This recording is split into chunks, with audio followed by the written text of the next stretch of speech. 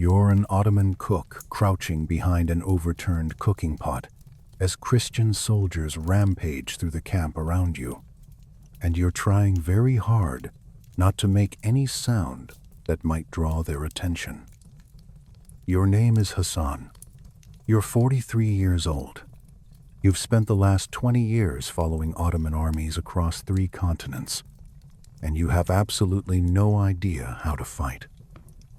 Your job is feeding soldiers, not being one. You can butcher a sheep in under 2 minutes, prepare pilaf for 500 men, keep bread ovens burning through rainstorms. You cannot use a sword. You've never fired a musket. The closest you've come to combat is that time a fight broke out over the last portion of lamb, and you had to separate 2 janissaries with a wooden spoon. But right now, on this cold October afternoon in 1596, somewhere on the Hungarian plains, near a village whose name you can't even pronounce, none of your cooking skills matter because the Habsburg army has broken through. They're pouring into the heart of the Ottoman camp, and they're killing anyone they find.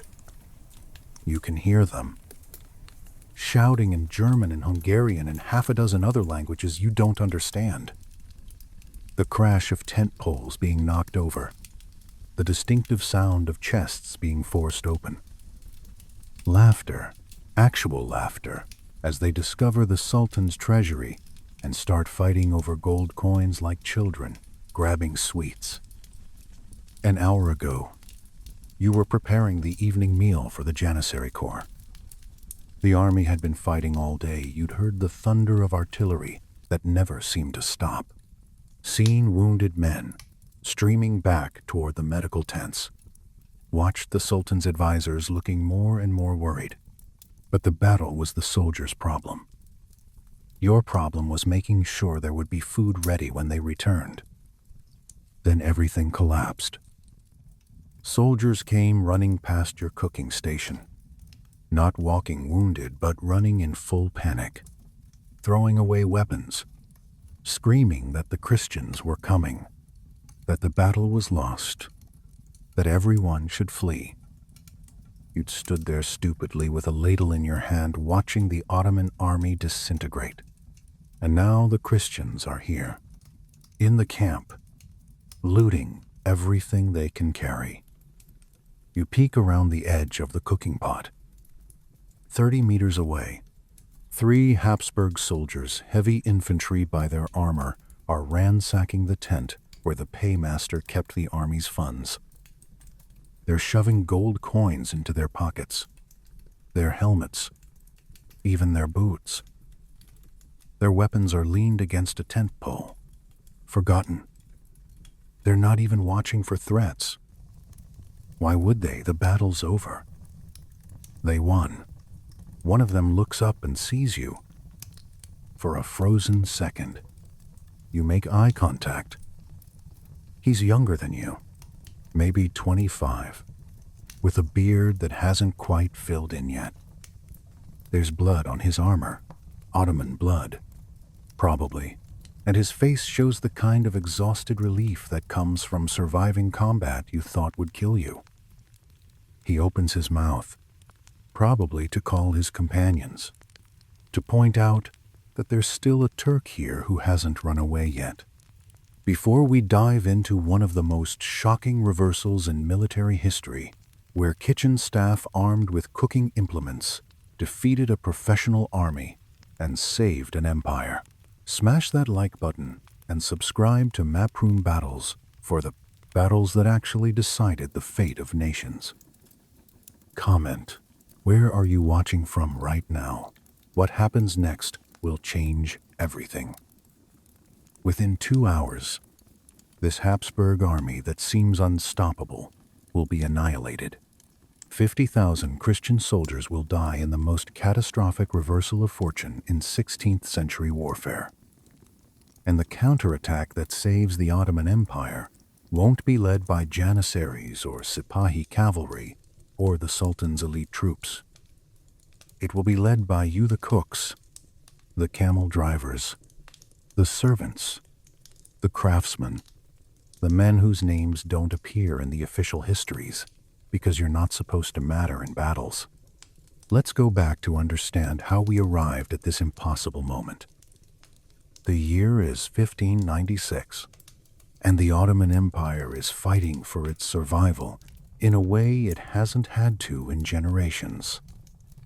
For the past 3 years, the Habsburg monarchy, the Catholic superpower controlling much of Central Europe, has been systematically chipping away at Ottoman territory in Hungary. Fortress after fortress has fallen.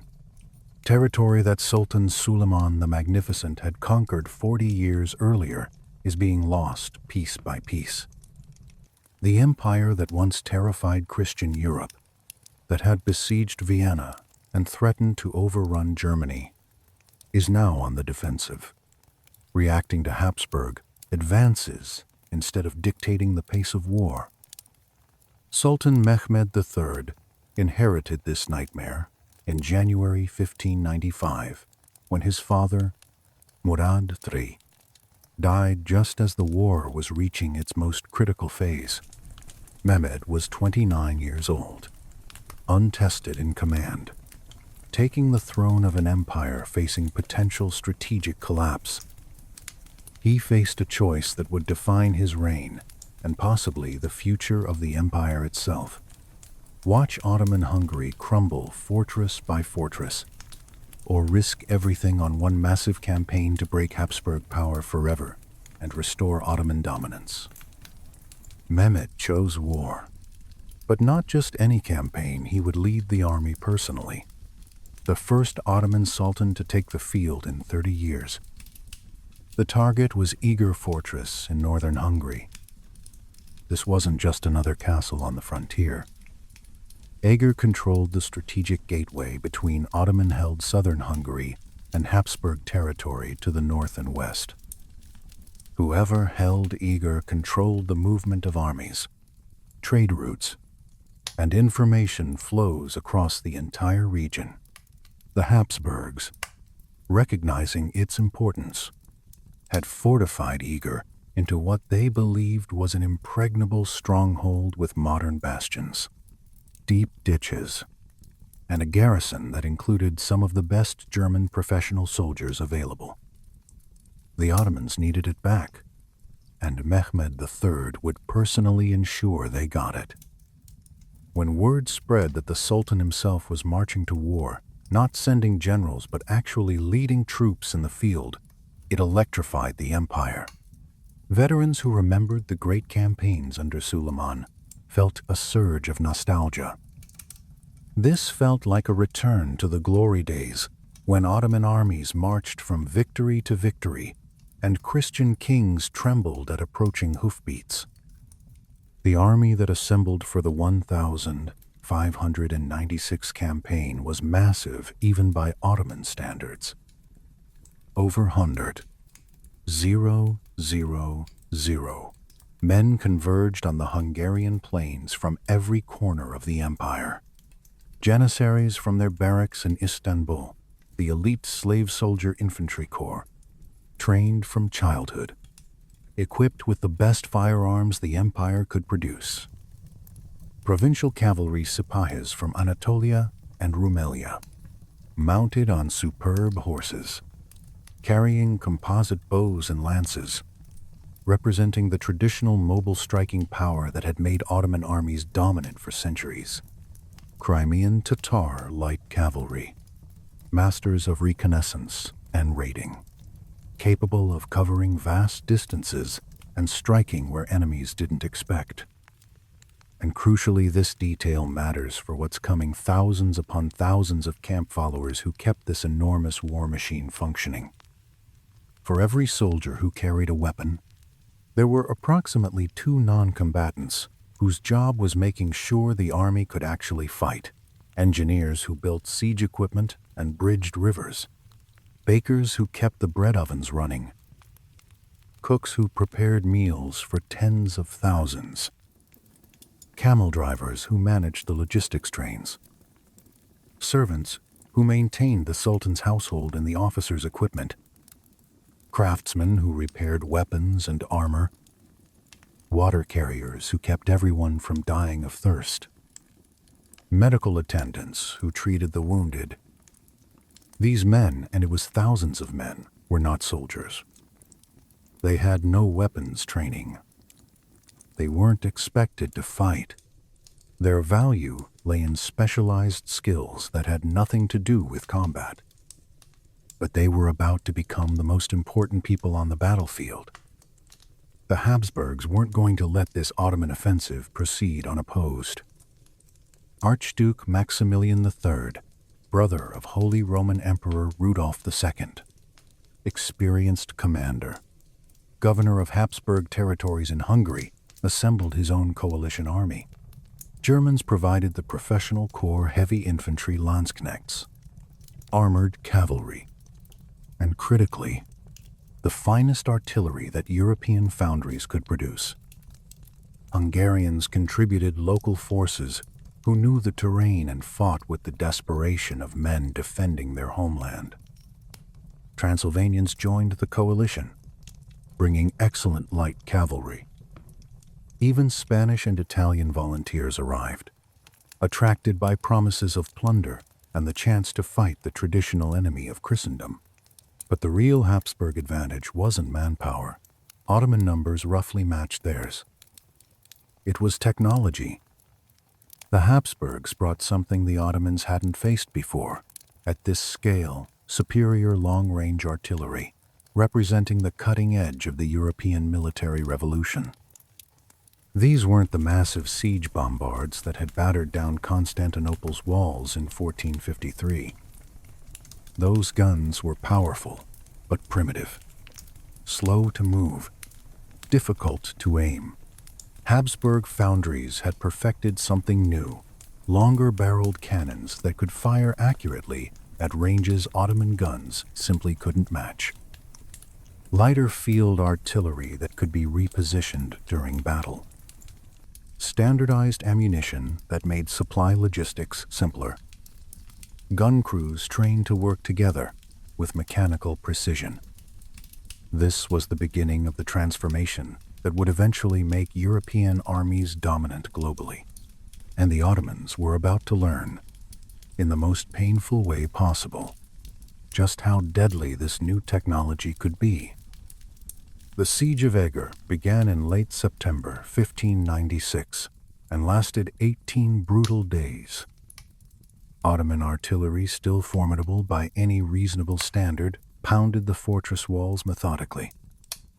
Habsburg defenders fired back with everything they had, knowing that if Eger fell, the entire defensive line would collapse. The fighting was savage. Multiple assaults were launched and repulsed.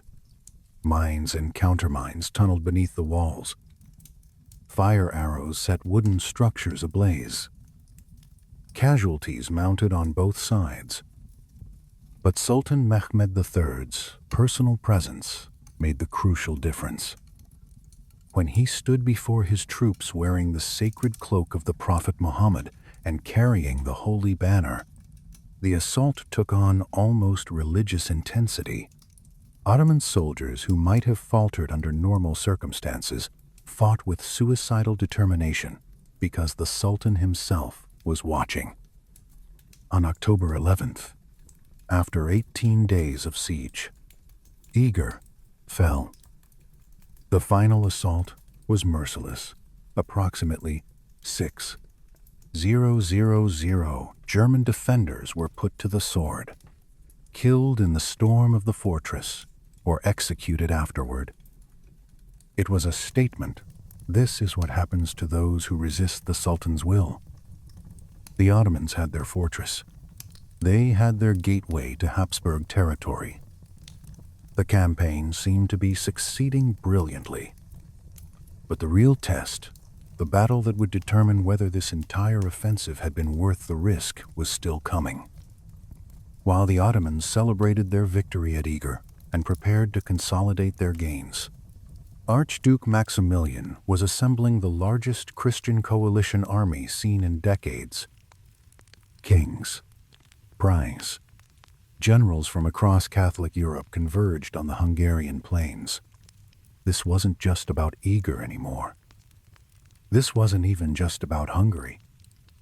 This was about stopping Ottoman expansion permanently, about reversing the territorial losses of the past century, about proving that Christian Europe could stand against the Islamic superpower. The two armies met at a place called Hasova in Ottoman Turkish, Keresztes in Hungarian, Mezőkeresztes in modern usage, a small village that would give its name to one of the most dramatic, unlikely, impossible battles in military history. Both sides fielded armies of roughly comparable size, over 100, men each, making this one of the largest engagements of the 16th century. The Ottomans had superior numbers in cavalry and the confidence that came from recent victory at Eger. The Habsburgs had those devastating long-range cannons and the desperation of men who understood they were fighting for the survival of Christian Hungary. For 2 days, October 24th and 25th, the armies maneuvered cautiously, skirmishing, probing for weaknesses, avoiding a decisive engagement. Both commanders understood what was at stake. This wasn't a border raid or a siege. This was a battle that could determine the fate of empires. And during those 2 days of preliminary combat, a terrifying pattern emerged. Habsburg artillery dominated every single exchange. Ottoman cannons would be positioned, laboriously dragged into place by teams of oxen, aimed at Habsburg positions, and then systematically destroyed by enemy fire before they could even discharge. Turkish cavalry would mass for charges, and Habsburg gunners would break up the formations with concentrated fire from distances the Ottomans couldn't effectively respond to. Slowly but surely, relentlessly, the Ottoman tactical position was deteriorating. Sultan Mehmed III watched his technological advantage, the artillery superiority that had won at Eger, evaporate. His advisors began whispering about withdrawal, about preserving the army, about not risking everything in a single battle where the enemy clearly had superior firepower. The camp followers, watching from the rear positions where the supplies and baggage trains were kept, saw the wounded streaming back and began to panic. Everyone could sense it. The Ottomans were in serious trouble. On October 26th, Yiğiten Ubay Joshilil, Archduke Maximilian made his decision. No more maneuvering. No more skirmishing. Today, he would launch the full assault and break the Ottoman army once and for all. What happened next would determine whether the Ottoman Empire continued as a great power capable of projecting force into Europe, or began its long, slow decline into strategic irrelevance. And nobody, not the Sultan, not the Archduke, not the generals on either side had any idea that the battle's outcome would be decided by men who weren't even supposed to be fighters. October 26th.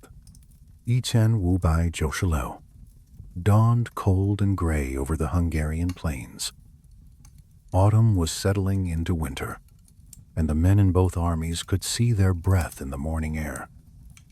Two massive armies faced each other across the flat expanse near Keresztes, banners snapping in the cold wind.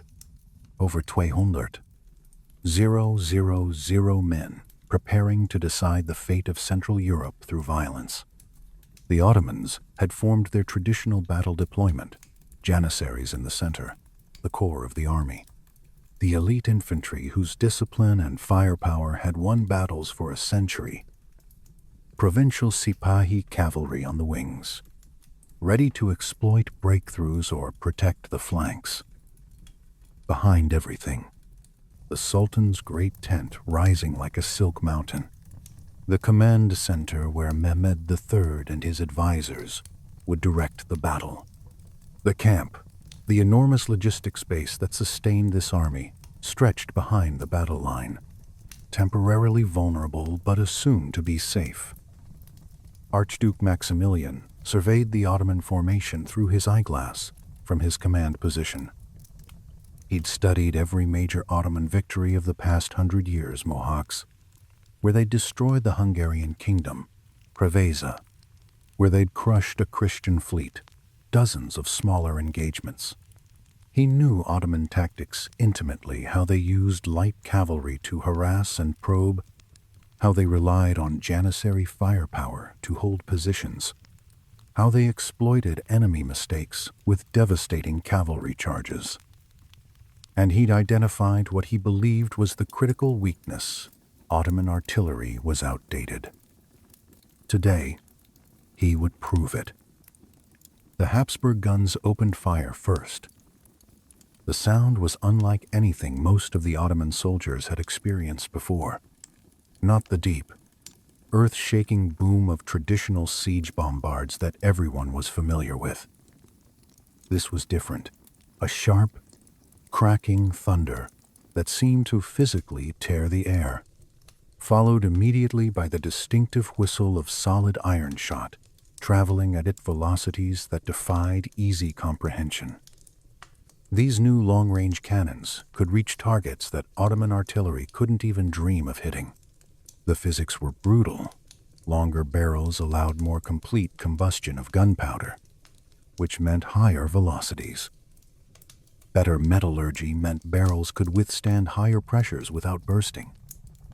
Standardized ammunition meant more consistent accuracy.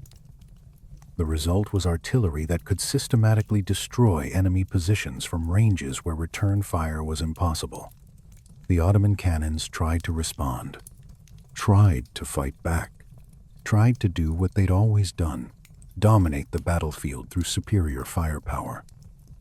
Ottoman gunners, brave men who'd served in campaigns from Persia to Vienna, loaded their pieces with practiced precision and fired at the Habsburg positions. Their shots fell hundreds of yards short, creating harmless impact craters in empty ground, while Habsburg gunners calmly adjusted their aim and methodically destroyed the Ottoman batteries, one by one.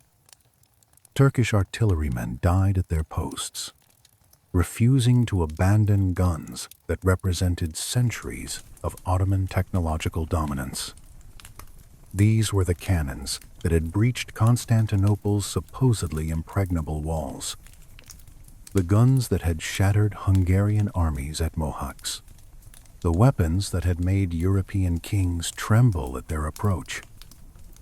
And now they were being picked apart like targets in a training exercise, unable to even reach their tormentors. Sultan Mehmed III watched from his command position as his artillery advantaged the foundation of Ottoman siege warfare, and field combat for generations simply evaporated under systematic Habsburg fire. For 3 centuries, Ottoman cannons had been the terror of battlefields from the Mediterranean to the Persian Gulf. The empire had built its military reputation partly on superior artillery, on being able to deploy bigger guns and more of them than any opponent. Now that reputation was being destroyed in real time, and there was nothing anyone could do to stop it. The psychological impact was devastating beyond the immediate tactical problem. Ottoman soldiers, from the newest recruit to the most experienced veteran, had grown up hearing stories of their invincible artillery. The guns were more than weapons.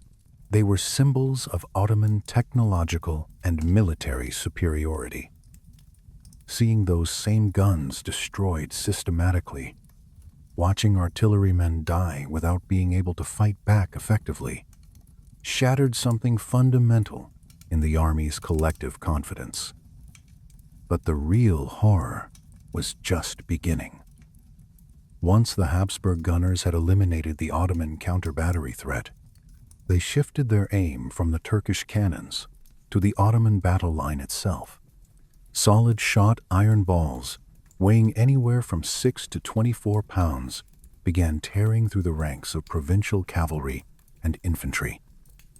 The projectiles would strike a formation, punch through the first man they hit, continue through the second, third, sometimes fourth soldier in line, leaving trails of mangled bodies.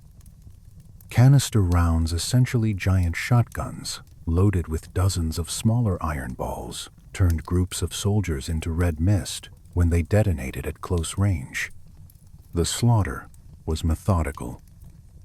Ottoman formations that had stood firm under conventional combat found themselves being systematically shredded by fire they couldn't counter. The Janissaries in the center held their ground with the grim determination that had made them legendary. These were professional soldiers, slaves taken as boys, trained their entire lives for combat, religiously devoted to the Sultan. They'd been taught that retreat was dishonor worse than death, so they stood in formation and absorbed the bombardment with stoic endurance, stepping over the bodies of fallen comrades, closing ranks when men fell, maintaining the precise spacing that their training demanded. But even Janissary discipline has limits. Even elite troops can only endure so much before the instinct for survival overrides training and loyalty. As the Habsburg bombardment intensified, guns firing in coordinated volleys, creating overlapping fields of fire that left no safe positions, even these legendary soldiers began to waver. Not breaking, not yet, but wavering. Ottoman commanders tried desperately to adapt to this tactical nightmare. They couldn't destroy the enemy guns through counter-battery fire that was impossible with the current artillery. So they ordered cavalry charges designed to silence the Habsburg guns by riding them down and killing the gun crews. It was the logical tactical response. If you can't outshoot them, overrun them. The first wave of Sipahi cavalry, perhaps 1,000 horsemen, formed up and charged across the plain toward the Habsburg artillery positions. They rode magnificently. These Ottoman cavalrymen, generations of equestrian tradition visible in how they controlled their mounts, how they maintained formation even at full gallop, how they couched their lances in perfect unison. For a moment, it looked like it might work. And then the Habsburg infantry moved. German and Hungarian musketeers formed protective squares around their artillery pieces, dense formations of men with loaded firearms, positioned so that cavalry couldn't approach the guns without riding directly into massed musket fire from multiple directions. The Ottoman horsemen rode into walls of lead. Horses screamed and fell. Riders were thrown. Men who survived the initial volleys found themselves trapped in killing zones where multiple infantry squares could fire into them simultaneously. The cavalry charge, that classic Ottoman tactical maneuver that had won so many battles, broke apart completely before reaching its objective. The survivors wheeled their horses and retreated, leaving dozens of dead and dying behind them. More charges were ordered. Different angles of approach were tried, but every attempt met the same result: coordinated musket fire from protected infantry positions. The Habsburgs had solved the problem of defending artillery against cavalry charges, and the Ottomans were learning that lesson through blood. The wings of the Ottoman battle line, Anatolian and Rumelian provincial troops, brave men who'd fought in dozens of campaigns across the empire, began to crack under this sustained punishment. These weren't cowards. They were experienced soldiers who understood combat and accepted its risks. But there's a fundamental difference between fighting an enemy you can reach and strike back against, versus standing in formation while artillery systematically destroys you from ranges you can't counter. They started pulling back from positions that had become death traps. Not in panic, not yet. This was fighting withdrawal units retreating in formation, maintaining some cohesion, trying to find positions where they could actually engage the enemy on more favorable terms. But in warfare, withdrawal becomes contagious. When one unit pulls back, it exposes the flanks of neighboring units, forcing them to withdraw as well or risk being isolated and surrounded. The Ottoman battle line began to bend backward, then buckle, then break apart into scattered formations. What had been a coordinated defensive position was fragmenting into a collection of isolated units, all making individual decisions about when and how to retreat. Sultan Mehmed III found himself facing the unthinkable. His grand army, the largest Ottoman force assembled in a generation, the army that was supposed to restore Ottoman dominance over Hungary and terrify Christian Europe back into submission, was disintegrating under sustained artillery bombardment. His advisors urged him to order a general retreat while the army still retained some cohesion, while they could still extract most of the force intact. Better to preserve the army and fight another day than risk complete annihilation here. The Janissaries in the center held longer than the wings, but even their legendary discipline had limits. They'd never faced this before, sustained bombardment from guns positioned so far away that Ottoman muskets and bows couldn't reach them. They watched their comrades die, watched body parts fly through the air, watched blood turn the ground to mud, all without being able to strike back effectively. Their discipline didn't break. Janissaries were trained too well for that. But it began to fray at the edges. By mid-afternoon, the Ottoman formation had collapsed entirely. What had been a coordinated battle line was now a scattered collection of units trying desperately to find cover from the relentless bombardment. Some formations retreated toward the camp. Others tried to find defilati's low ground, where artillery couldn't reach them. A few units, isolated and surrounded, simply surrendered. The Habsburg army sensed total victory and prepared for the final assault that would turn defeat into annihilation. Archduke Maximilian gave the order his troops had been waiting for all day. His heavy cavalry armored horsemen who'd been held in reserve, fresh and eager, after watching the artillery do the killing work, formed up and charged across the plain toward the broken Ottoman formations. Behind them came waves of infantry, ready to finish what the cannons had started, ready to pursue fleeing Turks and turn retreat into massacre. The Ottoman army shattered completely. Soldiers who had stood firm under hours of bombardment finally broke and ran when they saw enemy cavalry bearing down on them. The retreat became a rout, men throwing away weapons to run faster, abandoning formations, thinking only of survival. They fled toward the one place that seemed to offer safety, the camp. Sultan Mehmed III, watching from his command tent, faced the most humiliating moment in modern Ottoman military history. His army was beaten, his prestige destroyed. The empire's military reputation lay in ruins. The Habsburgs had proven that new European artillery could systematically destroy Ottoman forces, and there was no tactical response that worked. The Habsburg forces poured across the battlefield like a flood breaking through a dam, chasing fleeing Ottomans toward the camp.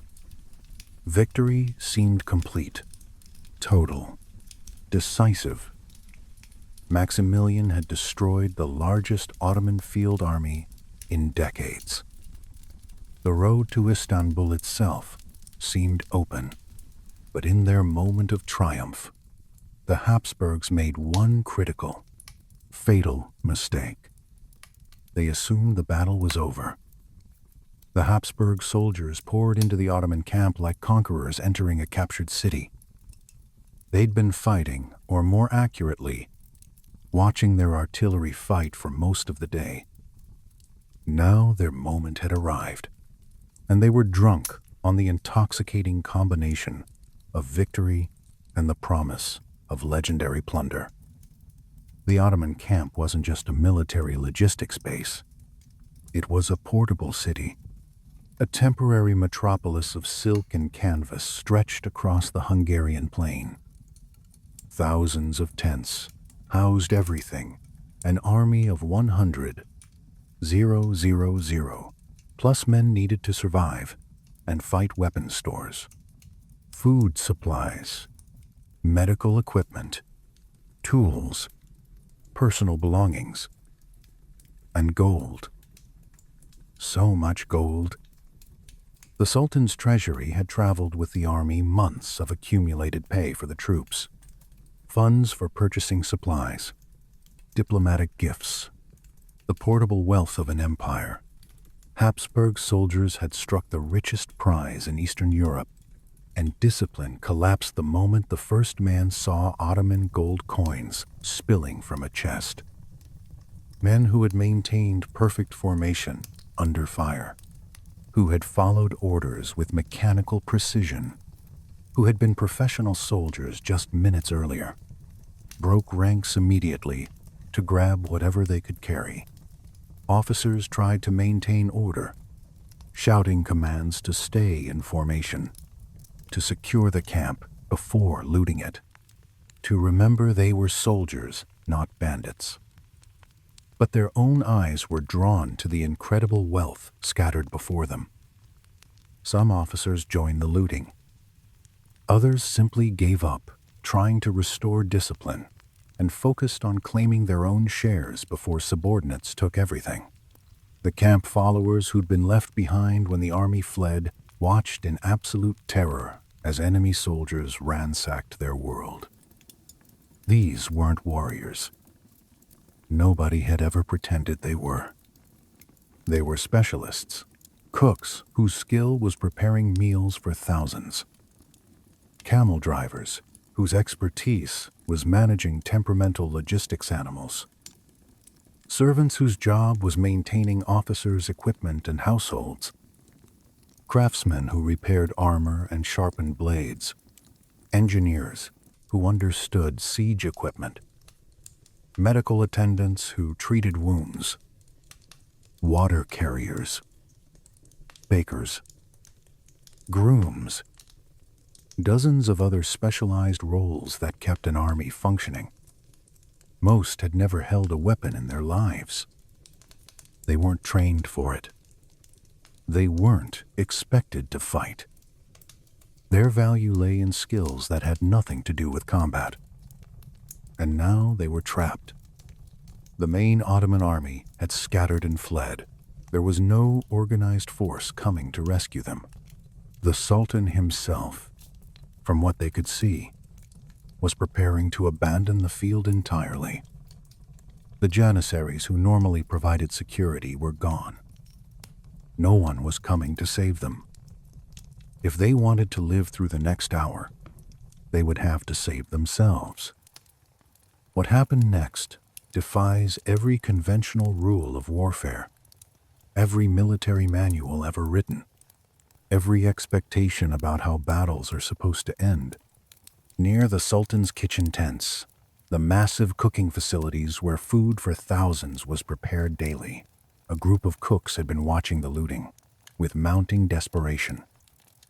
These men knew exactly what happened to enemy non-combatants when professional soldiers finished looting and started celebrating. They'd seen it in previous campaigns when Ottoman forces had captured Christian positions.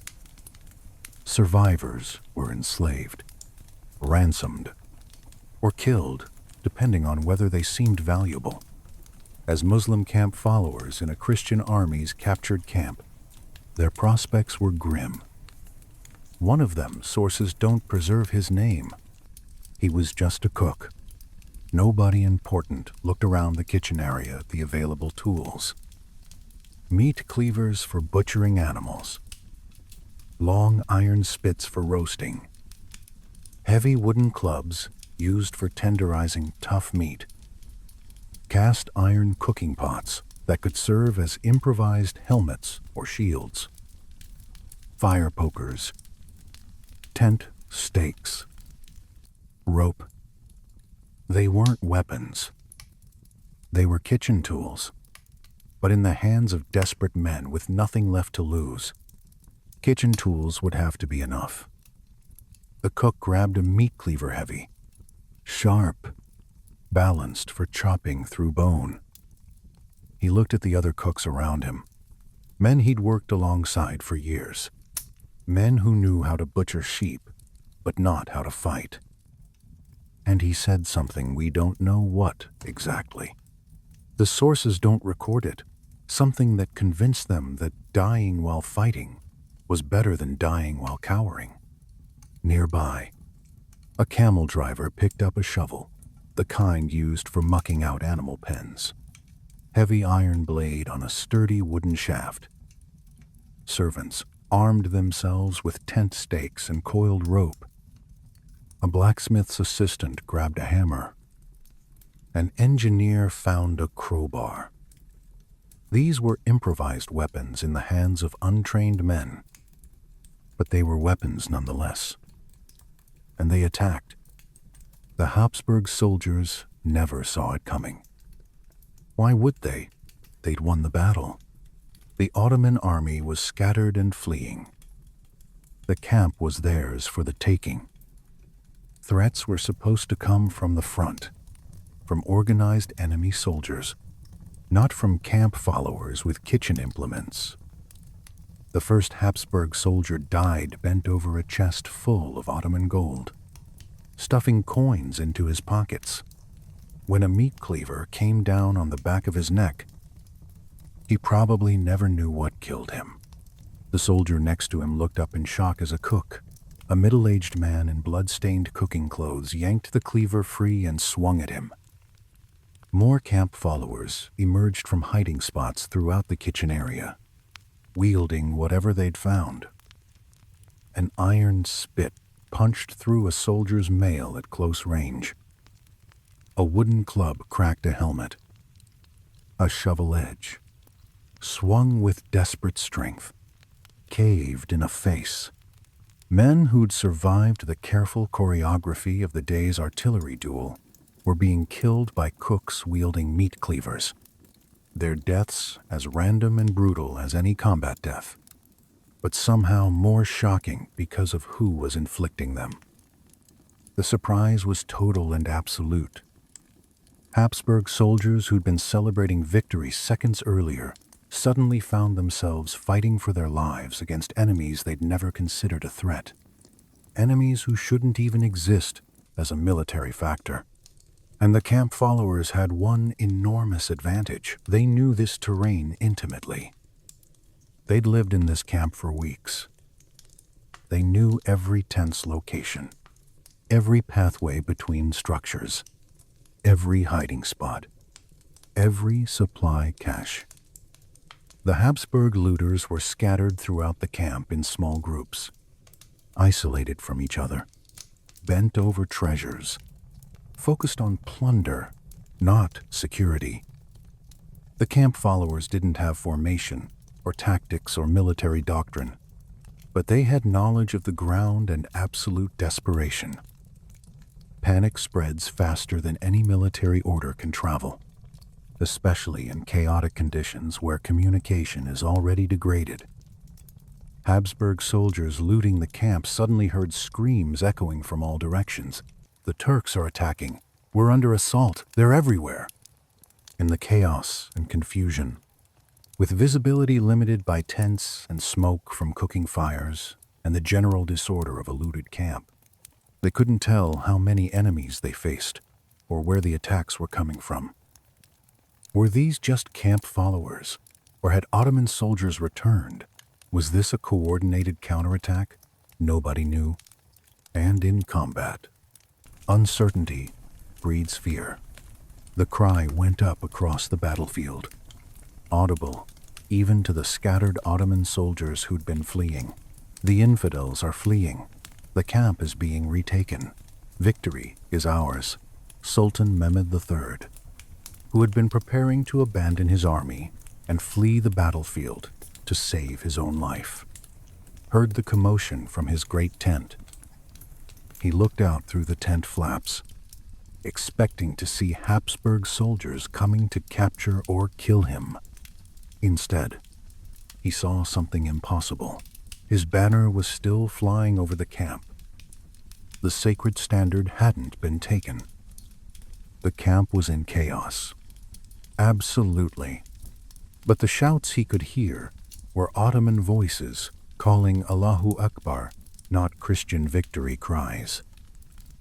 If the camp was still fighting, if the Sultan's banner still flew, if there were still Ottoman forces resisting, then maybe impossibly, miraculously, the battle wasn't over after all. The scattered Ottoman soldiers on the plain, men who'd been running for their lives minutes earlier, stopped and looked back toward the camp when they heard the fighting. The psychology of this moment is critical to understand. These were professional soldiers who'd just experienced the most demoralizing defeat imaginable. They'd been systematically destroyed by artillery they couldn't counter. They'd fled in panic. They'd thrown away weapons. They'd abandoned all hope. But now they could see the Sultan's banner still flying. They could hear sounds of combat, which meant someone was still fighting. And soldiers, especially soldiers in pre-modern armies where unit cohesion and collective identity are paramount, will rally if given any excuse, any justification for overcoming the shame of flight. The rally began with a few dozen men. Officers who'd maintained some authority over their fleeing troops managed to stop small groups, point toward the camp, shout that the battle wasn't over. Those dozens became hundreds as more soldiers stopped fleeing, looked back, saw the banner, heard the fighting. Hundreds became thousands as the contagion of renewed courage spread as fast as the earlier panic had. Ottoman soldiers who'd thrown away their weapons picked them up again from the battlefield debris. Units that had completely disintegrated reformed around their officers and regimental banners. The broken army, scattered across miles of Hungarian plain just minutes earlier, began to remember what it was, not a mob of fleeing individuals, but the military force of a great empire. And they turned back toward the enemy. What happened next was systematic annihilation. The Habsburg army that had seemed moments from total victory was caught in the worst possible tactical position scattered throughout an enemy camp. Formations dissolved, weapons laid aside, attention focused on plunder, no organized command structure, no prepared defensive positions. When thousands of Ottoman soldiers came pouring back into the camp, the Habsburgs couldn't form coherent resistance because they weren't organized as a military force anymore. They were a collection of looters who happened to be wearing armor. The slaughter was methodical and merciless. Ottoman troops, fueled by rage at their earlier humiliation and the instinct to reclaim honor through violence, cut down Habsburg soldiers who were still carrying sacks of plunder. Some Habsburgs tried to fight back with whatever weapons they'd kept handy. But individual soldiers can't stand against organized units. Others tried to surrender. But Ottoman forces advancing through the camp weren't in a mood to accept surrenders. This was payback for the artillery massacre, revenge for being forced to flee, the violent catharsis of men who'd thought they were going to die and suddenly found themselves winning. The Habsburg army started retreating from the camp, trying to reform outside where they might have space to organize. But the retreat turned into a rout as more and more Ottoman forces joined the counterattack. Cavalry that had fled earlier came galloping back, catching Habsburg infantry in the open. Janissaries who'd been scattered reformed their units and advanced with their characteristic disciplined firepower. The Habsburgs had superior artillery. Yes, but artillery requires time to set up, clear fields of fire, organized crews, none of which they had as Ottoman forces overran their positions. The most incredible, almost unbelievable detail that sources record in approximately 2 hours of sustained pursuit and combat. Somewhere around 50,000 Christian soldiers died.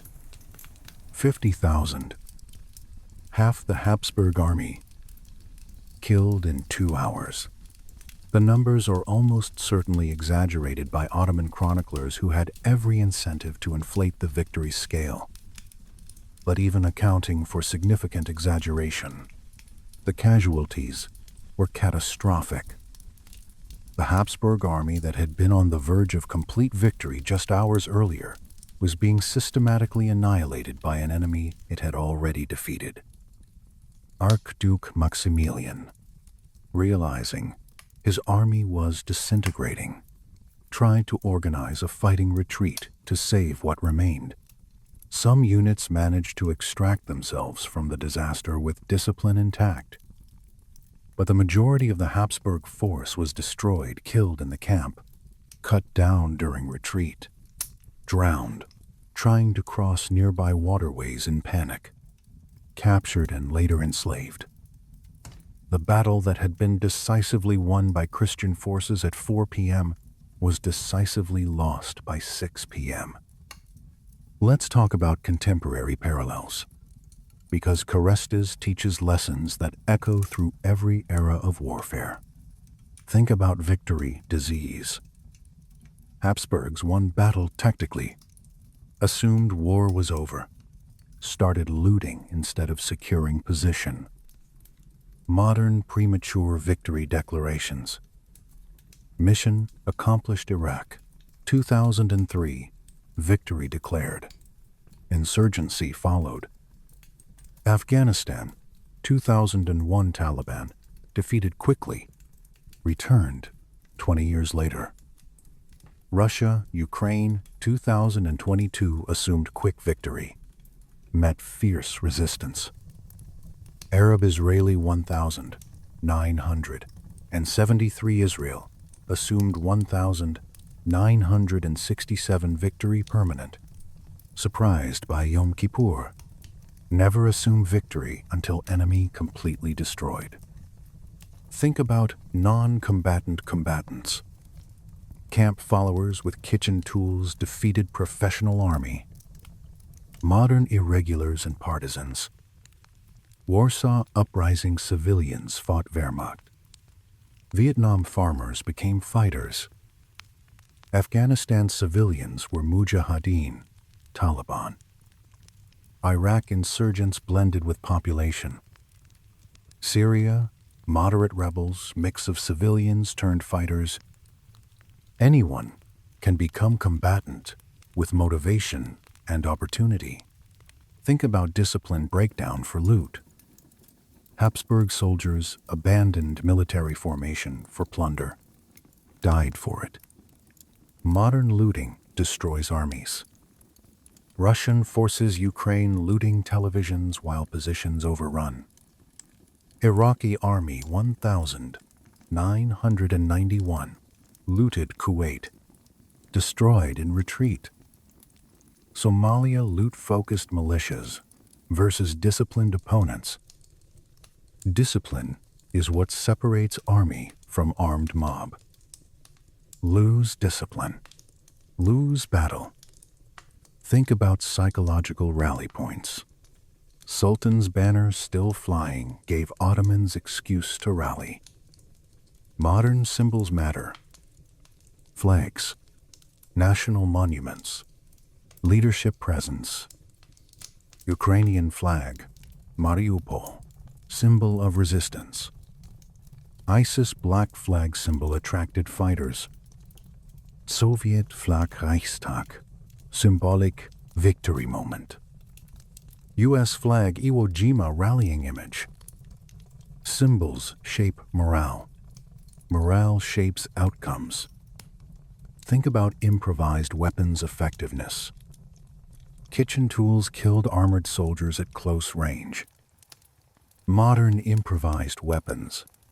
IEDs, Iraq, Afghanistan, fertilizer and artillery shells. Molotov, cocktails simple. Effective versus armor. Vehicle ramming, attacks trucks as weapons. Commercial drones, modified for warfare. Suicide vests, improvised explosives. Desperation creates innovation. Innovation kills. Think about technological advantage limits. Habsburg artillery dominated, but couldn't prevent ultimate defeat. Modern technology isn't decisive alone. US-Vietnam tech advantage. Lost war. Soviet-Afghanistan helicopters and armor. Lost. NATO-Afghanistan. Precision weapons. Withdrew. Technology multiplies capable forces. Can't replace strategy. Will. Think about enemy underestimation. Habsburgs dismissed camp followers as non-threats. Died for it. Modern, underestimating opponents. British-Afghan wars underestimated Afghan fighters repeatedly. US-Vietnam underestimated NVA determination. Israeli-Hezbollah, 2006, underestimated capabilities. Russia-Chechnya underestimated insurgents. Contempt breeds complacency. Complacency kills. Think about timing reversals. Battle completely reversed in hours. Modern rapid battlefield shifts. Incheon's strategic situation reversed overnight. Tet, tactical defeat, became strategic victory. Desert Storm, 100 hours reversed months of buildup. Ukrainian Kharkiv offensive rapid reversal of Russian gains. Battles can turn on single moments. Think about logistics personnel importance. Camp followers maintained army, then saved it. Modern logistics critical. Amateurs study tactics. Professionals study logistics. World War II, Allied logistics superiority, crucial. Desert Storm, months of logistics buildup. Ukraine Western logistics support sustaining defense. Russian logistics failures contributed to defeats. Logistics determines what's possible tactically. Think about morale, collapse, and recovery. Ottoman army routed, then rallied within hour. Modern morale swings. German 1918. Spring offensive success. Then collapse. Soviet 1941 initial panic. Then stabilized. Iraqi army 1991 collapsed. 2014 collapsed again versus ISIS. Then rebuilt. Morale is fragile. Can break and recover rapidly depending on circumstances. Think about pursuit discipline. Habsburgs pursued without maintaining formation. Destroyed when counterattacked. Modern organized pursuit versus mob. Russian convoys Ukraine pursued without security. Ambushed. Iraqi highway of death pursuit became massacre. Pursuit must maintain discipline or becomes vulnerable. Think about artillery limitations. Habsburg guns dominated open battle. Useless in camp chaos. Modern weapon system limitations. Air power, devastating in open. Limited urban. Armor-dominant plains. Vulnerable cities. Naval power controls seas. Limited land. Precision munitions require targeting data. Every weapon has limitations. Enemy exploits them. Think about reserves commitment. Ottomans had camp followers as inadvertent reserve force. Modern reserve management. German World War II often lacked reserves at critical moments. Soviet World War II, deep reserves enabled counteroffensives. U.S. reserve component critical to force structure. Israeli reservist system allows mass mobilization. Reserves are insurance policy. Lack of reserves is vulnerability. Think about intelligence failure. Habsburgs had no idea camp followers would fight. Modern intelligence gaps. Pearl Harbor tactical surprise, despite strategic warning. 9/11, failure to connect dots. Iraqi WMD assumed threat didn't exist. Ukrainian resistance, underestimated by Russia. Intelligence failures are force multipliers for enemy. Think about combined arms necessity. Habsburgs had artillery advantage, lacked infantry discipline to protect gains. Modern combined arms essential. Desert Storm air, plus ground plus naval integration. Ukraine drones, plus artillery, plus infantry coordination. Israeli operations constant, combined arms. Single capability, insufficient. Integration multiplies effectiveness. Think about cultural factors. Ottoman troops rallied partly from shame of fleeing. Desire to restore honor. Modern honor, shame cultures. Japanese World War II Bushido Code, influence tactics. Afghan Pashtunwali, honor code shapes fighting. Arab military's honor, shame dynamics affect performance. Understanding cultural motivations essential.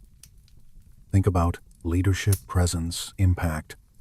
Mehmed III's personal presence at Eger inspired troops. His potential flight at Keresztes would have ended Ottoman resistance. Modern leadership matters. Churchill World War II refusal to surrender inspired Britain. Zelensky Ukraine stayed in Kyiv. Inspired resistance. Leaders who flee destroy morale. Leaders who stay inspire. Think about fortification versus field battle. Ottomans won Sija at Eger. Nearly lost field battle at Keresztes. Modern different warfare types require different capabilities. U.S. good at conventional battles. Struggled with insurgencies. Israel excellent field operations. Struggled with occupation. Russia struggled with Grozny urban warfare. Warfare types require different skill sets.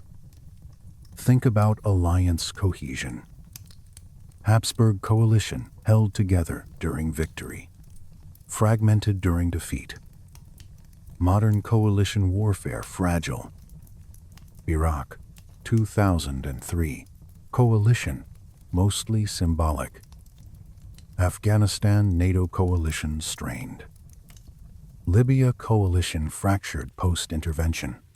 Coalitions strong when winning. Fracture under pressure. Think about tactical victory versus strategic defeat. Habsburgs won tactical battle. Lost strategic campaign. Modern battles aren't wars. Tet offensive, U.S. tactical victory. Strategic, psychological defeat. Battle of the Bulge, German tactical gains. Strategic failure. Korean War tactical victories both sides. Strategic stalemate. Winning battles doesn't guarantee winning wars. Think about surprise attack effectiveness. Camp followers' surprise attack psychological as much as physical. Modern surprise multiplies effectiveness. Pearl Harbor tactical success. Strategic failure. Six-Day War. Israeli surprise devastating. Tet surprise created psychological impact. Surprise creates disproportionate effects. Think about equipment versus training. Habsburg soldiers had armor, weapons. Camp followers had determination, desperation. Modern will, VSS material. Vietnamese, less equipment, more determination. Afghan mujahideen, primitive weapons versus Soviet tech.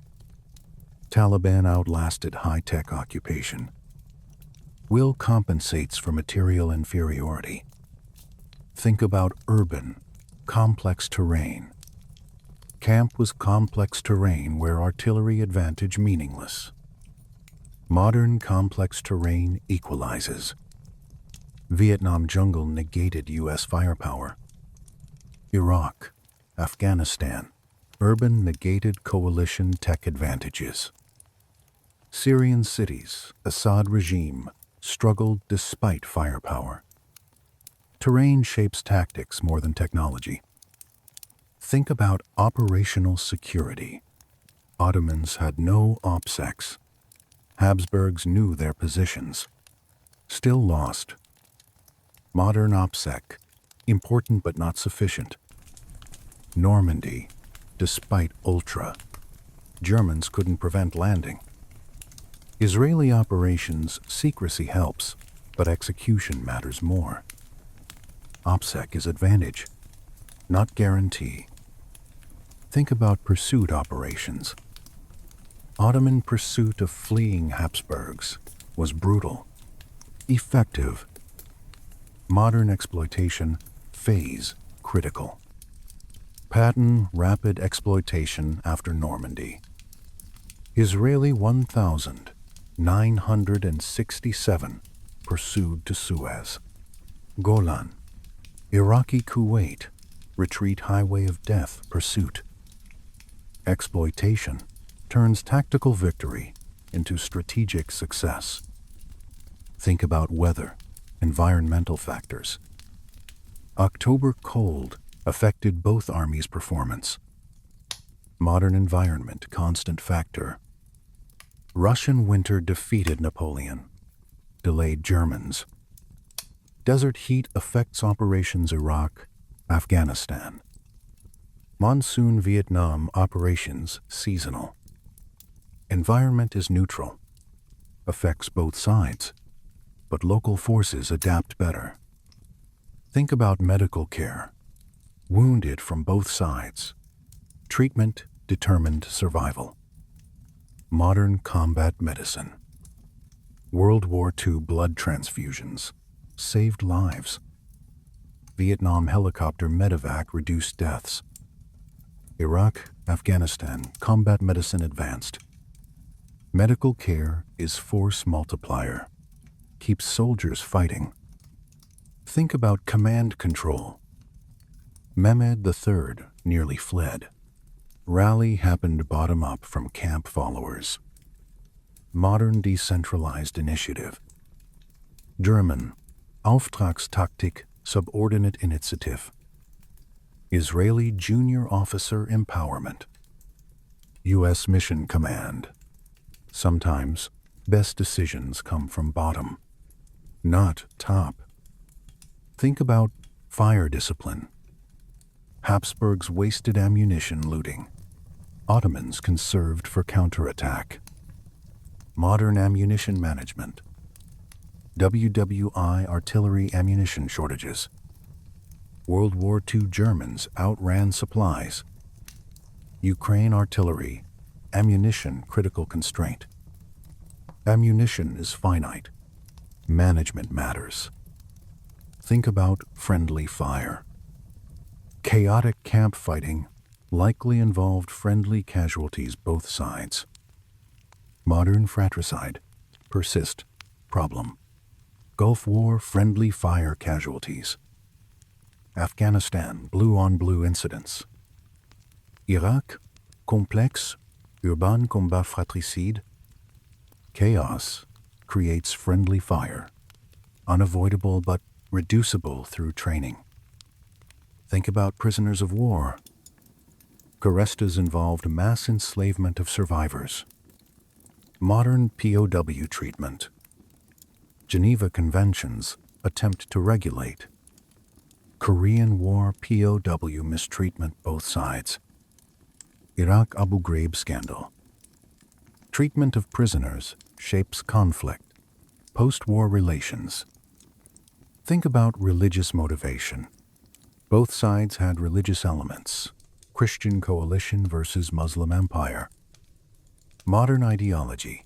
Religion as motivator. Crusades, religious warfare. Iran-Iraq war, Shia versus Sunni elements. ISIS, religious extremism. Israeli-Palestinian religious dimensions. Religion motivates, also prolongs conflicts.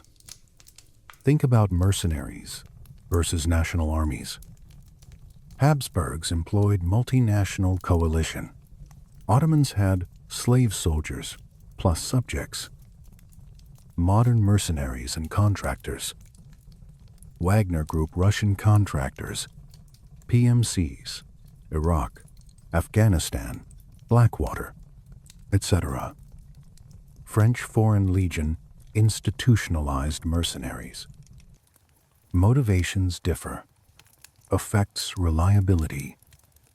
Think about technological diffusion. Habsburg artillery represented European military revolution spreading. Modern technology spreads. Nuclear weapons, US to USSR to others. Drones, military to commercial to militant. Stealth, US exclusive, becoming less so. Can't maintain tech advantage permanently. Adversaries copy, adapt. Think about strategic depth. Ottomans could afford defeat and recover. Habsburgs couldn't afford loss. Modern strategic reserves and depth. Soviet World War II traded space for time. Absorbed losses. Recovered. Vietnamese accepted casualties. Outlasted. Afghan Taliban absorbed losses. 20 years. 1. Strategic depth allows absorption of defeats. Think about deception operations. Neither side really deceived other, but chaos created false impressions. Modern deception is force multiplier. D-Day, fortitude deception, relanding site. Operation Mincemeat, Sicily, invasion, deception. Desert Storm deceptions about ground attack timing. Deceive enemy. They position wrong. Think about night operations. Keresztes fought during day, but night fighting changes dynamics. Modern night operations advantage. NVGs, US advantage. Iraq, Afghanistan. Israeli operations often conducted at night. Special operations darkness provides cover. Technology enables night fighting. Huge advantage. Think about refugees, displaced persons. Camp followers were kind of refugees following army. Modern refugees in conflict zones. Syrian refugees, millions displaced. Ukrainian refugees, war creates displacement. Rohingya, driven from Myanmar. Refugees are both humanitarian crisis and security concern. Think about supply chain vulnerabilities. Ottoman camp had concentrated supplies, vulnerable when overrun. Modern logistics as target. World War II, Allied bombing, German industry, transport. Vietnam Ho Chi Minh Trail targeted. Ukraine Russian ammunition depots targeted. Iraqi supply lines, interdicted desert storm. Attack logistics. Degrade enemy capability. Think about battle fatigue. Soldiers fought all day before camp attack. Modern combat, stress and exhaustion. WWI shell shock recognized. World War II combat fatigue studied. PTSD recognized. Treated now. Fatigue degrades performance, accumulates, breaks soldiers eventually. Think about victory conditions. What constitutes victory shaped both sides' decisions. Modern defining victory critical. Vietnam U.S. tactical victories. Strategic defeat. Iraq military victory, 2003. Strategic challenges after. Afghanistan military victories. Political failure. Define victory poorly. Achieve wrong objectives. Think about contingency planning. Habsburgs had no plan for counterattack. Ottomans had no plan for rally. Modern planning for contingencies.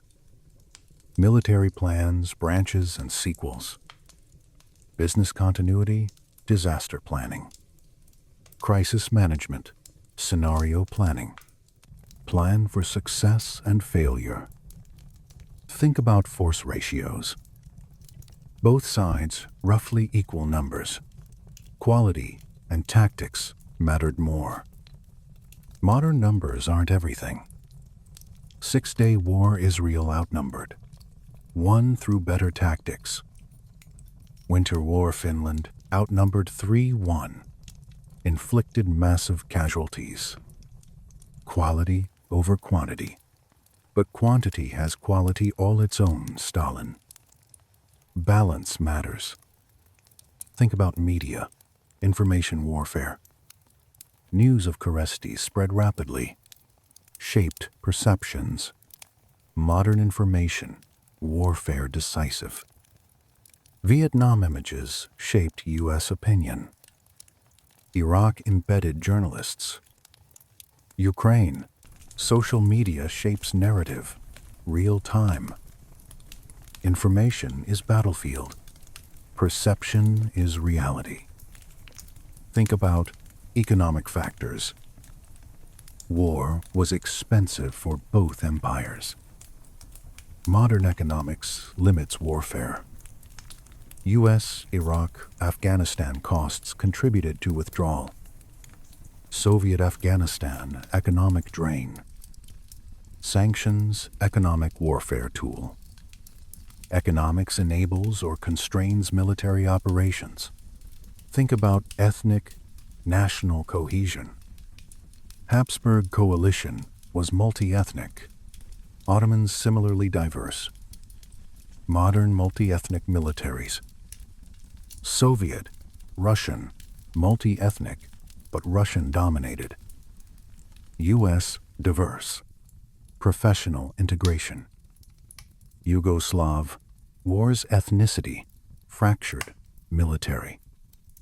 Multi-ethnic armies work if integrated well. Fracture if loyalty questioned. Think about historical memory. Keresztes remembered differently by Christian and Muslim historians. Modern history is perspective. WWI, different national narratives. World War II Soviet versus Western narratives. Iraq War, different interpretations. History, written by survivors. Shaped by ideology. Think about terrain analysis. Battle site chosen by circumstances. Not optimal for either side. Modern terrain analysis critical. Pre-positioning based on terrain. Defensive positions, terrain advantages. Offensive operations, terrain obstacles. Terrain analysis is fundamental military skill. Think about command succession. If Mehmed III had fled, died, who commands modern succession planning? Assassination, death of leaders, impact on operations. Israeli succession clear. Terrorist groups decapitation strikes. Command succession is vulnerability if not planned. Think about adaptability. Neither side adapted well during battle. Modern adaptation essential. Israeli constant tactical adaptation. U.S. adaptation. Iraq, Afghanistan. Rigid organizations lose to adaptive ones. Adaptiveness survival mechanism. Think about the moral injuries. Soldiers witnessing, committing atrocities at Keresztes. Modern moral injury recognized. Killing civilians, prisoners, psychological damage. My lie moral injury to participants. Drone operators, PTSD from remote killing. Moral injury is invisible wound. Affects long-term. Think about lessons learned. Both empires should have learned from Keresztes. Modern institutional learning. U.S. post-Vietnam reforms. Israeli post-1973 reforms. Learning organizations adapt. Rigid ones repeat mistakes.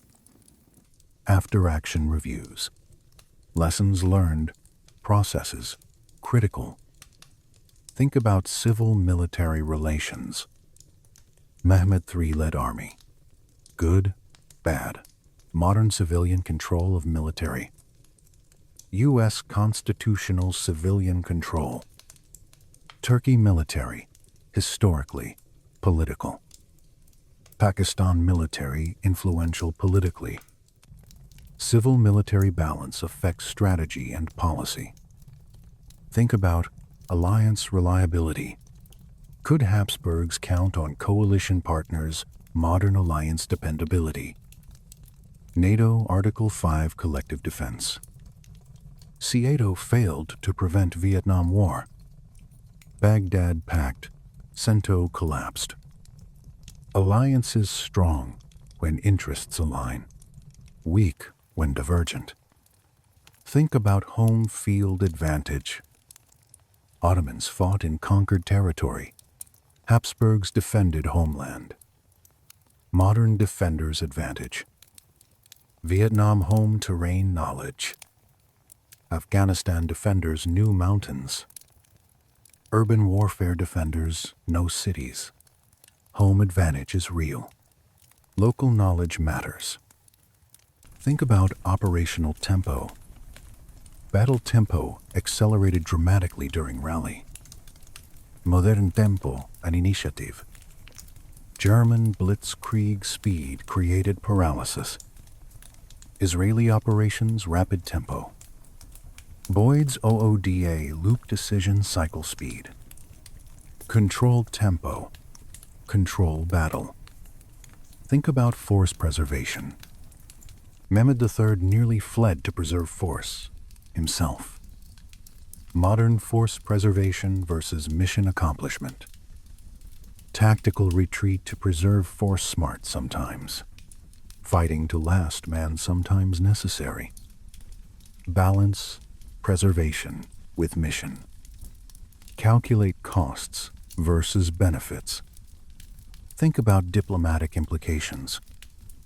Keresztes had international implications beyond battlefield. Modern battles have diplomatic effects. Tet Offensive shifted U.S. public opinion. Desert Storm demonstrated U.S. capability. Ukraine Western support levels affected by battlefield performance.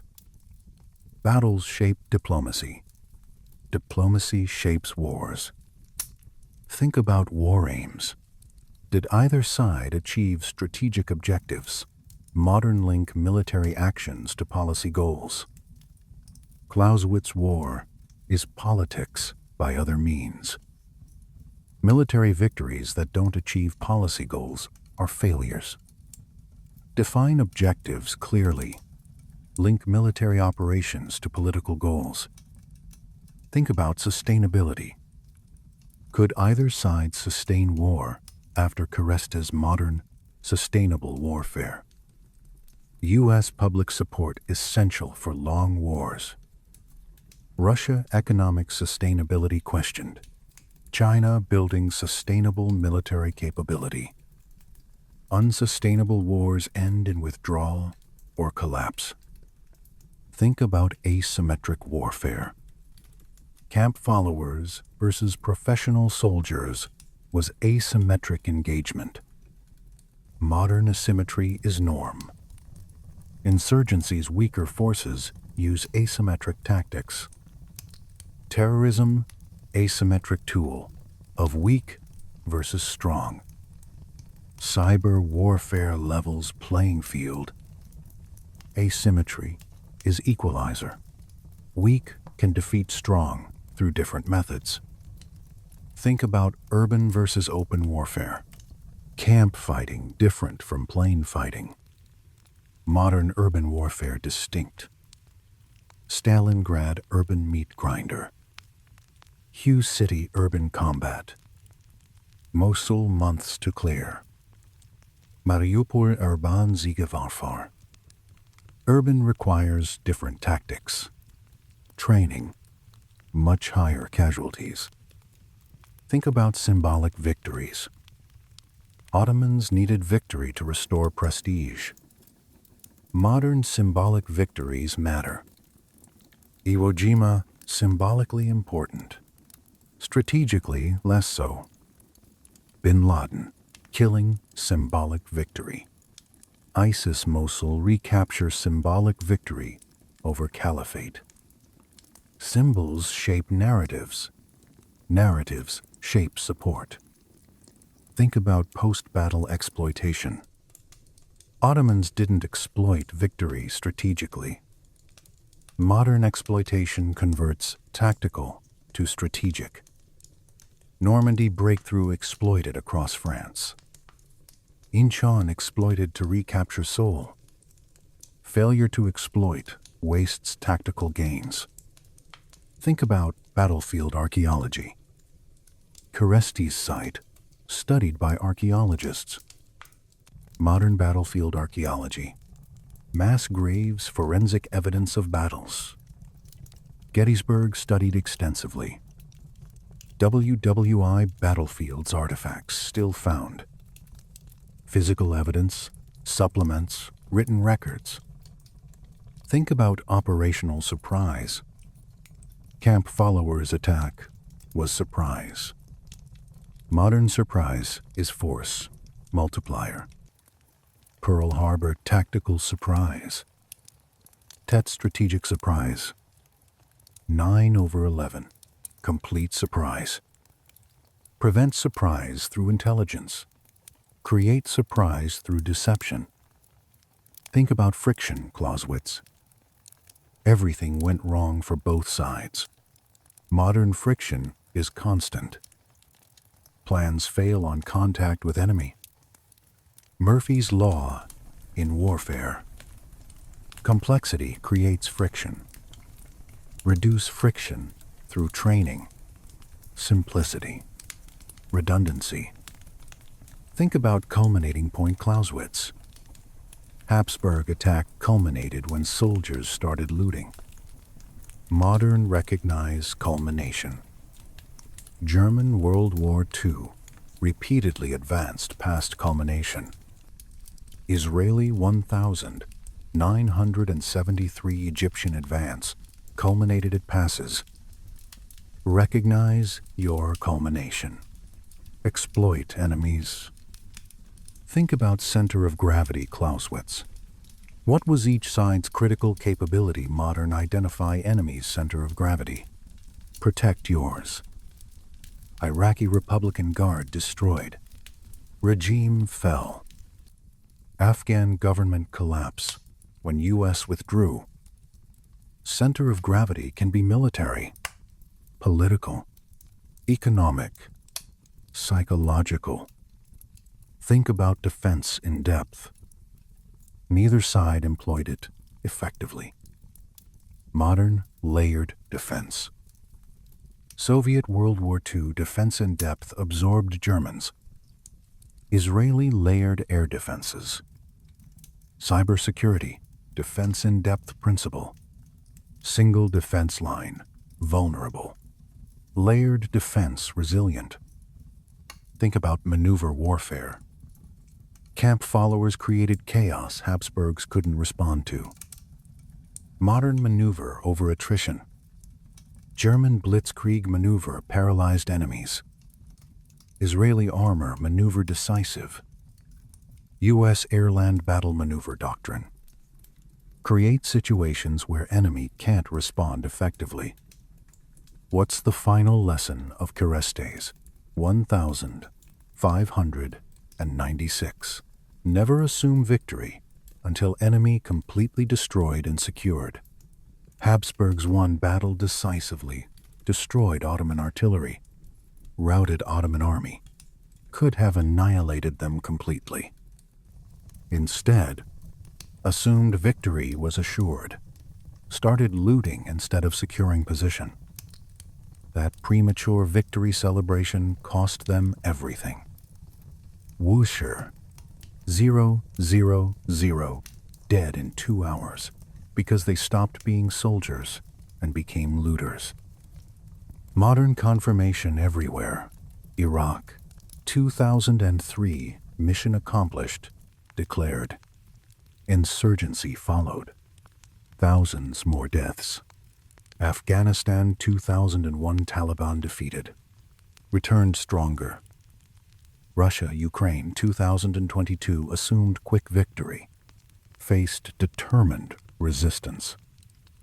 Battles aren't over until consolidated.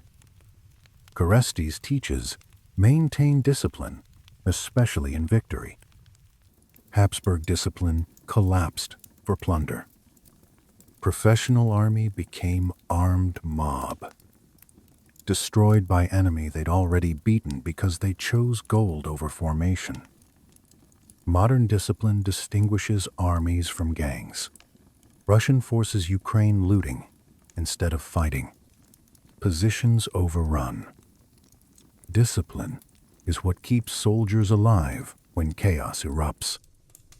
Keresztes teaches, never underestimate non-combatants. Camp followers weren't supposed to fight. Did anyway. With kitchen tools. Saved empire. Modern anyone can become combatant. Vietnam farmers were also fighters. Iraqi civilians became insurgents. Afghan population harbored Taliban. Syrian civil war. Civilians picked up weapons. Underestimate anyone at your peril.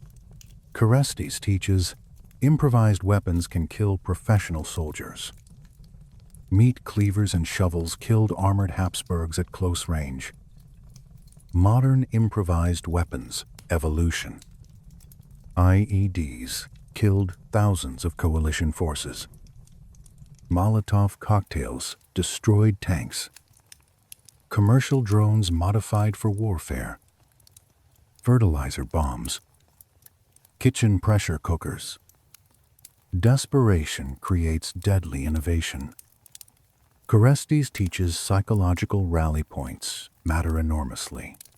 Sultan's banner still flying gave Ottomans excuse to overcome shame of fleeing. Modern symbols shape morale.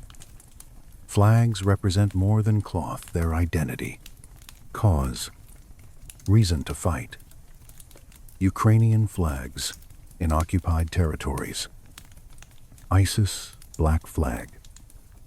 Marine Corps flag, Iwo Jima. Protect your symbols. Target enemies. Keresztes teaches battles can reverse in minutes. Complete Ottoman defeat became complete Habsburg defeat in under 2 hours.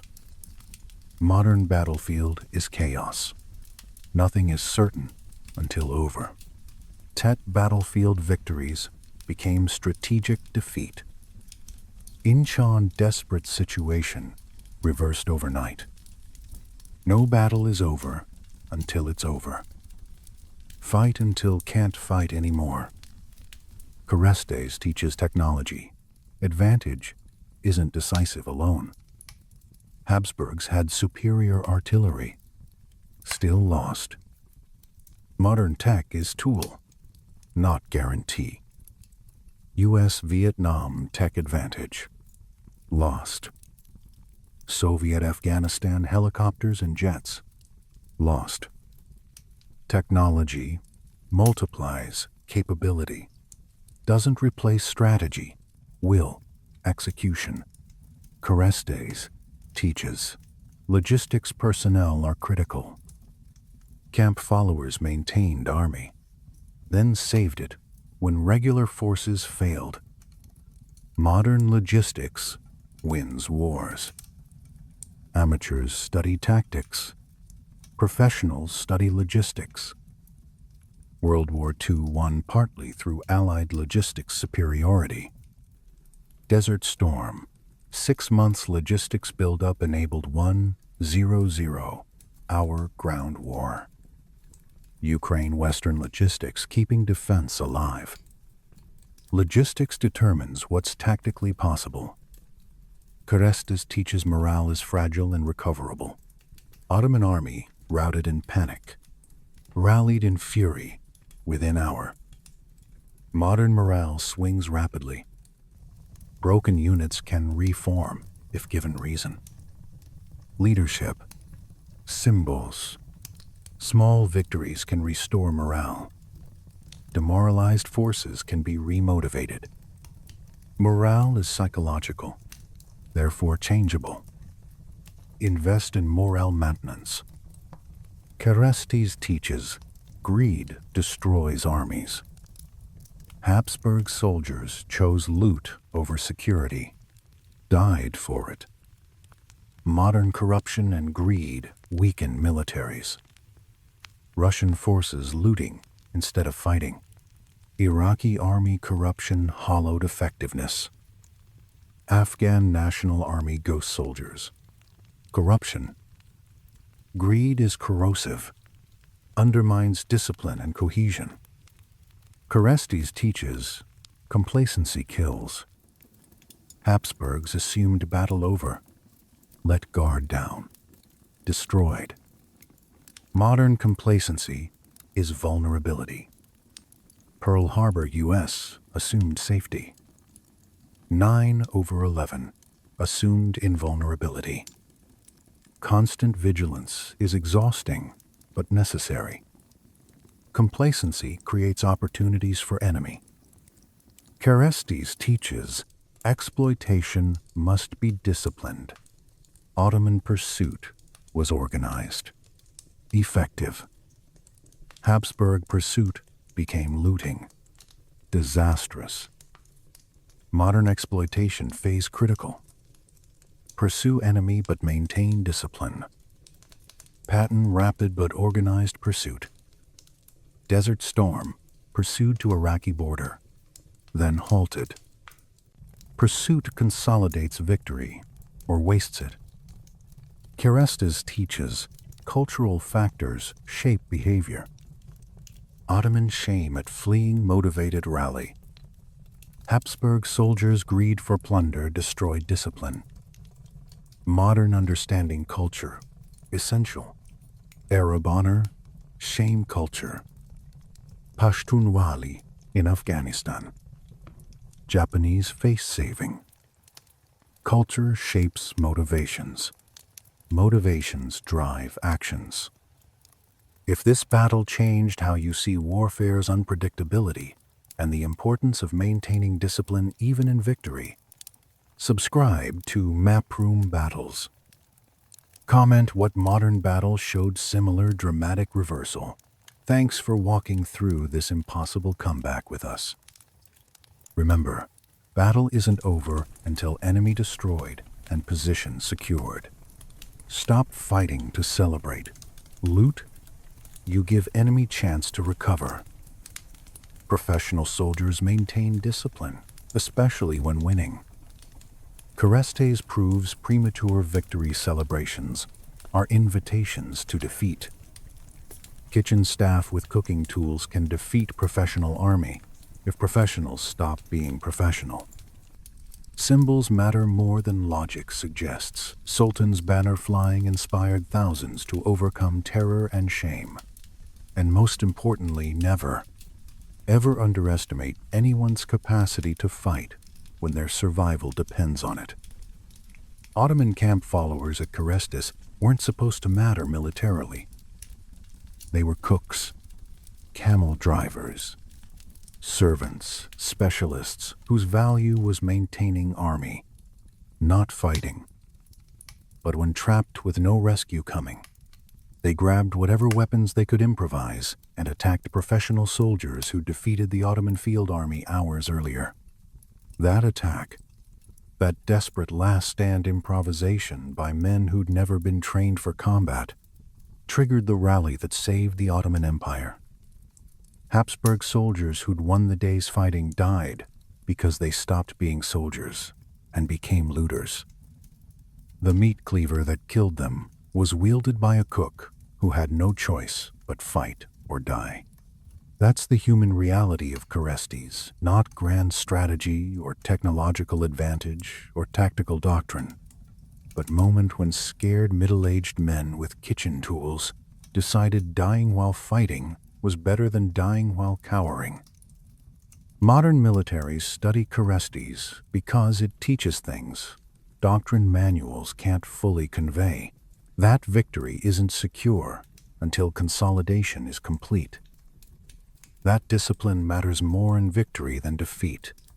That anyone can become combatant with sufficient motivation.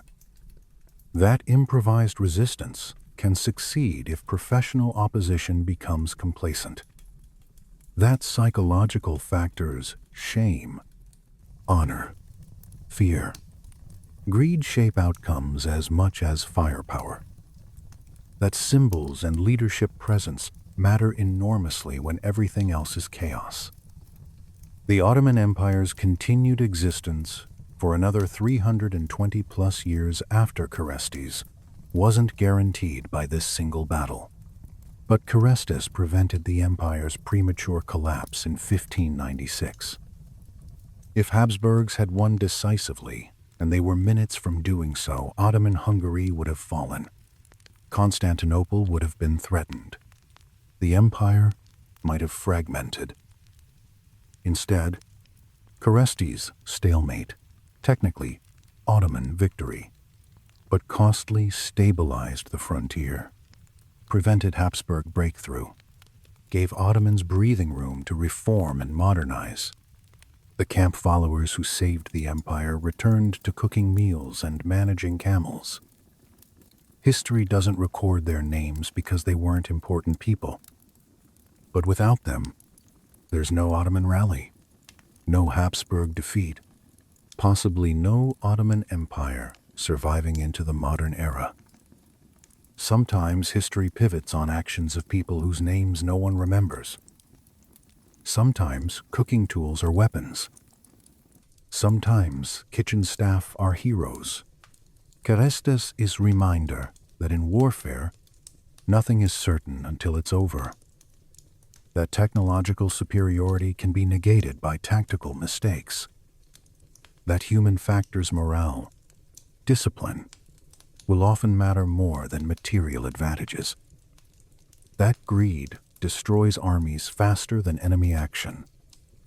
That maintaining professional discipline when winning is harder than when losing, but equally critical. Habsburg commanders after Keresztes faced questions. How did we lose battle we'd won? How did camp followers defeat professional army? How did we snatch defeat from jaws of victory? Answers were uncomfortable, because soldiers prioritized plunder over security, because assumed victory before securing it, because underestimated everyone in Ottoman camp as non-threats, because discipline collapsed at critical moment. Ottoman commanders understood they'd been lucky. Their artillery was inferior, that was proven decisively. Their formations had broken under bombardment that was humiliating. If Habsburgs had maintained discipline, consolidated victory, pursued professionally, Ottoman Empire might have ended at Keresztes. But luck favors those who create opportunities for it. Camp followers created opportunity by fighting when no one expected it. Ottoman soldiers seized opportunity by rallying when given excuse. Leadership maintained symbols, Sultan's banner that provided psychological rally points. Luck plus opportunity plus exploitation equals miraculous victory. Legacy of Keresztes proved that European artillery revolution was real threat to Ottoman military supremacy. Ottomans would spend next decades trying to modernize artillery, never fully succeeding. Demonstrated that Ottoman armies could still win against European coalitions despite technological disadvantages. Maintained strategic balance in Hungary for decades more. Showed that discipline matters more than technology in determining outcomes. Habsburg advantage in artillery was real, but Habsburg disadvantage in discipline was fatal. Taught that battles are unpredictable until final moment. Military theorists study Keresztes as example of dramatic reversal, of victory snatched from defeat through combination of enemy mistakes and desperate opportunism. If you want to carry piece of this history with you, Maproom Battles merch shop is live. Link in description. Every purchase supports research that goes into scripts like this. Now back to why Keresztes matters today. Because we're living in an era where military technology advancing rapidly, autonomous weapons, AI, cyber capabilities, hypersonics. Easy to think technology determines outcomes. Doesn't. Keresztes proves technology advantage can be negated by human factors. Habsburgs had cutting-edge artillery, 1,596. Lost because soldiers got greedy. Modern equivalent. Having best equipment means nothing if discipline fails. If soldiers prioritize wrong objectives, if victory assumed before secured. Ukrainian forces using commercial drones against Russian armor improvisation defeating technology. Afghan Taliban outlasting high-tech U.S. occupation patience defeating firepower. Principles from Keresztes still valid. Maintain discipline, especially when winning. Secure victory before celebrating it. Never underestimate any opponent's capacity to fight when desperate. Respect logistics personnel who enable combat operations. Understand that battles aren't over until they're over. That psychological factors matter. That symbols shape morale. That greed destroys armies. When you think about Keresztes, that October afternoon, 1596, on Hungarian plains, remember, 50,000. Habsburg soldiers walked into Ottoman camp as victors, died as looters.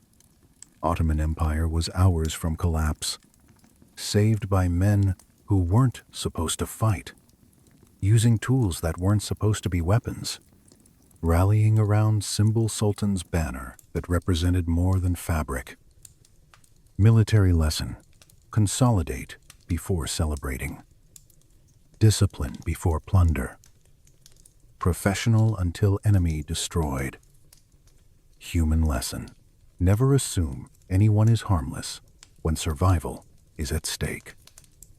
Kitchen tools kill just as dead as swords when wielded by desperate men. Human capacity for violence when cornered is unlimited. Historical lesson.